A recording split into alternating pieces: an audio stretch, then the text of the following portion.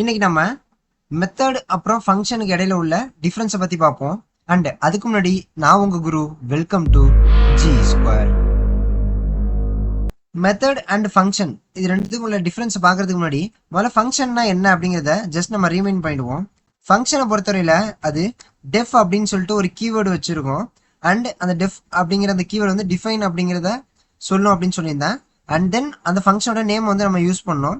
So இங்கே வந்து நான் greet அப்படின்னு சொல்லிட்டு சிம்பிளாக ஒரு ஃபங்க்ஷன் வச்சுக்கிறேன்.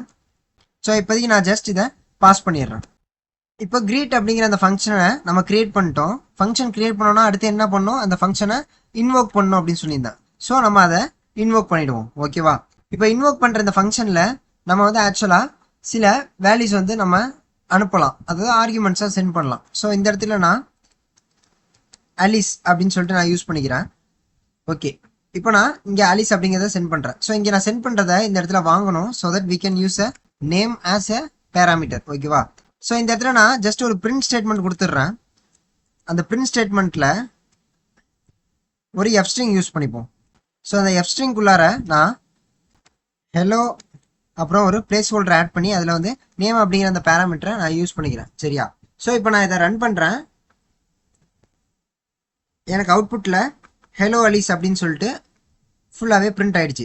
சரி, இப்போ இங்கே இந்த greet அப்படிங்கிறது ஒரு ஃபங்க்ஷன். அந்த ஃபங்க்ஷனை நம்ம இங்கே இன்வோக் பண்ணியிருக்கோம். ஸோ அது இன்வோக் பண்ணதுனால இந்த அலிஸ் அப்படிங்கிற இந்த ஆர்குமெண்ட் வந்து இங்கே பேராமீட்டரில் ஸ்டோர் ஆகி நமக்கு அவுட்புட் பிரிண்ட் ஆனிச்சு. இது வந்து ஒரு ஃபங்க்ஷன். ஸோ இந்த ஃபங்க்ஷனில் வந்து இது வந்து ஏதாவது ஒரு ஆப்ஜெக்டை வந்து டிபெண்ட் பண்ணியிருக்கா? இது எந்த ஒரு ஆப்ஜெக்ட்டுமே டிபெண்ட் பண்ணி இல்லை. ஓகேவா? அதனால தென் இதில் வந்து ஏதாவது கிளாஸ் நம்ம கிரியேட் பண்ணியிருக்கோமா? எந்த கிளாஸுமே நம்ம கிரியேட் பண்ணல. சரியா? அப்போ it does not depend on objects and class. ஓகேவா? ஒரு கிளாஸையும் ஆப்ஜெக்டையும் டிபெண்ட் பண்ணி இருக்காது. ஓகேவா? சரி, இப்போ இந்த ஃபங்க்ஷன் வந்து தனித்துவமாக இருக்கும். அதாவது அந்த ஃபங்க்ஷன் வந்து எதையுமே வந்து டிபெண்ட் பண்ணியிருக்காது. அதுக்கு சம்மந்தமாக எந்த ஒரு ஆப்ஜெக்டும் இருக்காது. அதுக்கு சம்மந்தமாக எந்த ஒரு கிளாஸுமே நம்ம கிரியேட் பண்ணியிருக்க மாட்டோம். இதுதான் வந்து ஒரு ஃபங்க்ஷன். சரியா? ஆனால் இப்போ மெத்தட் அப்படிங்கிற அடுத்த டாபிக்குள்ளே போனோம் அப்படின்னா, மெத்தட் அப்படிங்கிறதே ஒரு ஃபங்க்ஷன் தான். ஓகேவா? மெத்தட் அப்படிங்கிறதே ஒரு ஃபங்க்ஷன் தான். பட் அந்த ஃபங்க்ஷன் வந்து ஆப்ஜெக்ட் அண்ட் கிளாஸ் வந்து டிபெண்ட் பண்ணியிருக்கோம். அப்படின்னா என்ன அப்படின்னா, ஒரு கிளாஸ் இல்லை அப்படின்னா இந்த மெத்தட் வந்து, அதாவது இந்த ஃபங்க்ஷன் வந்து எக்ஸிஸ்டே ஆகாது. அப்போது ஒரு கிளாஸ் ஃபஸ்ட்டு இருக்கணும், அந்த கிளாஸுக்குன்னு ஒரு ஃபங்க்ஷன் இருக்கணும். நல்லா கேட்டுங்க, ஒரு கிளாஸ் ஃபஸ்ட்டு இருக்கணும், அந்த கிளாஸுக்குன்னு ஒரு ஃபங்க்ஷன் இருக்கணும். அந்த ஃபங்க்ஷனை தான் நம்ம என்னன்னு சொல்லுவோம், மெத்தட்னு சொல்லுவோம். ஏன்னா இந்த மெத்தட் இருக்குல்ல, அதாவது ஒரு கிளாஸ்க்குள்ளே இருக்கக்கூடிய ஃபங்க்ஷன் இருக்குல்ல, அதை தான் வந்து நம்ம மெத்தட் அப்படின்னு சொல்லுவோம். So a function inside a class is set to be a method. ஓகேவா? அப்போ இந்த மெத்தட் இருக்குல்ல, இந்த மெத்தட் வந்து ஆப்ஜெக்டோட அசோசியேட் ஆகிருக்கும், அதே சமயம் கிளாஸஸோடையும் அசோசியேட் ஆகிருக்கும். ஸோ இப்போ ஃபர்ஸ்ட் ஒரு கிளாஸ் கிரியேட் பண்ணுமா? So we can create a class name dog அப்படின்னு சொல்லிட்டு ஒரு கிளாஸ் வந்து நான் கிரியேட் பண்ணுறேன். அண்ட் இப்போ ஒரு கிளாஸ் கிரியேட் பண்ணாலே அதுக்குன்னு ஒரு கன்ஸ்ட்ரக்டர் யூஸ் பண்ணணும் அப்படின்னு சொல்லியிருக்கேன். தேர்ஃபோர் இனிட் அதுக்குள்ள செல்ஃப் அப்படிங்கிற அந்த கீவேர்டு கமா இப்போதைக்கு நான் நேம் அப்படின்னு சொல்லிட்டு ஒரு பேராமீட்டர் யூஸ் பண்ணுறேன். சரியா? இதில் வந்து நான் self dot name is equal to name அப்படின்னு சொல்லி கொடுத்துட்றேன். இப்போ நான் இதுக்குள்ளே இன்னொரு ஒரு ஃபங்க்ஷன் எழுதுறேன். டெஃப் டாக் என்ன பண்ணும், பார்க் பண்ணும். தேர்ஃபோர் பார்க் அப்படின்னு சொல்லிட்டு ஒரு ஃபங்க்ஷனு, அதில் செல்ஃப் அப்படின்னு சொல்லிட்டு ஒரு கீவேர்டு மட்டும் யூஸ் பண்ணுறேன். தென் இதில் வந்து நான் ஒரு பிரிண்ட் ஸ்டேட்மெண்ட் யூஸ் பண்ணிடுறேன். என்னன்னு பிரிண்ட் பண்ணுறோம், we can print a f string. ஒரு எஃப் ஸ்ட்ரிங் பிரிண்ட் பண்ணுறோம்.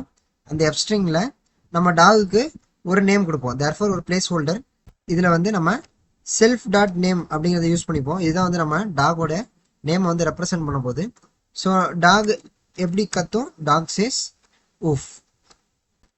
இப்போ இங்கே ஒரு கிளாஸ் கிரியேட் பண்ணிட்டோம், அதுக்கு ஒரு கன்ஸ்ட்ரக்டர் அண்ட் தென் அதில் ஒரு ஃபங்க்ஷன் கிரியேட் பண்ணிட்டோம். இந்த கிளாஸ்க்குள்ளே இந்த ஃபங்க்ஷன் பார்க் அப்படிங்கிற இந்த ஃபங்க்ஷன் நம்ம கிரியேட் பண்ணதுனால இது வந்து நம்ம என்னன்னு சொல்கிறோம், மெத்தட் அப்படின்னு சொல்கிறோம். சரியா? இதுதான் வந்து மெத்தட். இந்த பார்க் அப்படிங்கிறது தான் மெத்தட். ஓகே, இப்போ இந்த கிளாஸ் கிரியேட் பண்ணிட்டோம்ல, இந்த கிளாஸுக்குன்னு ஒரு ஆப்ஜெக்ட் நம்ம கிரியேட் பண்ணோம்ல, அந்த ஆப்ஜெக்டை just we can make it as object 1 which is equal to dog of அப்படின்னு சொல்லி கொடுத்துருவோம். இப்போ வந்து நம்ம இந்த டாக் அப்படிங்கிற இந்த கிளாஸுக்கு ஒரு ஆப்ஜெக்ட் கிரியேட் பண்ணிட்டோம். ஸோ இங்கே வந்து நம்ம நேம் அப்படிங்கிற பேராமீட்டர் வாங்குறதுனால இங்கே நம்ம வந்து ஒரு ஆர்குமெண்ட்டை சென்ட் பண்ணோம். Therefore we can send it as Jimmy. ஜிம்மின்னு சொல்லிட்டு ஒரு ஆர்குமெண்ட்டை சென்ட் பண்ண போகிறோம். ஓகே, இந்த ஆப்ஜெக்ட் ஒன்னில் ஆப்ஜெக்ட் ஒன் அப்படிங்கிறது வந்து இந்த டாகுடைய ரெஸ்பெக்டிவ் ஆப்ஜெக்ட், இந்த கிளாஸோடைய ரெஸ்பெக்டிவ் ஆப்ஜெக்ட். சரியா? ஓகே, இந்த மெத்தட் அப்படிங்கிறது வந்து எப்படி இருக்கும் அப்படின்னா ஒரு ஆப்ஜெக்டோட அசோசியேட் ஆகிருக்கும் அப்படின்னு சொல்லியிருந்தேன். அதனால அந்த ஆப்ஜெக்டை யூஸ் பண்ணி நம்மளால அந்த மெத்தடை கால் பண்ண முடியும். therefore we can make it like object one dot நம்ம என்ன மெத்தட் யூஸ் பண்ணியிருக்கோம், பார்க் அப்படிங்கிற ஒரு மெத்தட் யூஸ் பண்ணியிருக்கோம், பார்க் ஆஃப். இப்போ ஆப்ஜெக்ட் ஒன் டாட் பார்க் அப்படின்னு சொன்னோன்னா இப்போ இது வந்து பார்க் அப்படிங்கிற மெத்தட் வந்து ஆப்ஜெக்ட் ஒன்னோட அசோசியேட் ஆகிருந்துச்சு அப்படின்னா தென் இந்த பார்க் அப்படிங்கிற இந்த மெத்தட் எக்ஸிக்யூட் ஆகி நமக்கு இதில் கீழே இருக்கக்கூடிய எல்லா செட் ஆஃப் கோடும் நமக்கு அவுட்புட்டில் பிரிண்ட் ஆகணும். சரியா? சரி, இதை ரன் பண்ணி பார்ப்போமா? அண்ட் அதுக்கு முன்னாடி இதை ஜஸ்ட் கமெண்ட் பண்ணிடுறேன். ஸோ இதை ரன் பண்ணுவோம். அவுட்புட்டில் ஜிம்மி சேஸ் ஊஃப் அப்படின்னு சொல்லிட்டு அவுட்புட் கிடச்சிருச்சு. So it is the major difference between a method and a function. So ஃபங்க்ஷன்னா என்ன பண்ணும், அது வந்து ஆப்ஜெக்ட் அண்ட் கிளாஸஸ் வந்து டிபெண்ட் பண்ணியிருக்காது, அது தனித்துவமாக இண்டிபெண்ட்டாக இருக்கும். சரியா? ஆனால் இங்கே மெத்தட் அப்படிங்கிறது ஒரு ஃபங்க்ஷன் தான். அந்த ஃபங்க்ஷன் என்ன பண்ணும் அப்படின்னா ஒரு கிளாஸோட இல்லைன்னா ஆப்ஜெக்டோட, அப்போ கிளாஸ் இருந்தால் தான் ஆப்ஜெக்ட், therefore ஒரு கிளாஸோட கண்டிப்பாக அது அசோசியேட் ஆகிருக்கும். அண்ட் தென் இந்த ஆப்ஜெக்ட்ஸை யூஸ் பண்ணி நம்மளால அந்த மெத்தட்ஸை வந்து கால் பண்ண முடியும். சரி, அப்போ கிளாஸ்குள்ளே இருந்துச்சுன்னா அந்த ஃபங்க்ஷன் வந்து மெத்தட்னு சொல்லுவோம். கிளாஸே இல்லாமல் இண்டிபெண்ட்டாக இருந்துச்சுன்னா அந்த ஃபங்க்ஷனை தான் நம்ம வந்து என்னன்னு சொல்லுவோம், ஃபங்க்ஷன் அப்படின்னு சொல்லுவோம். So it is the major difference between a method and function. Next வீடியோவில் பார்ப்போம்.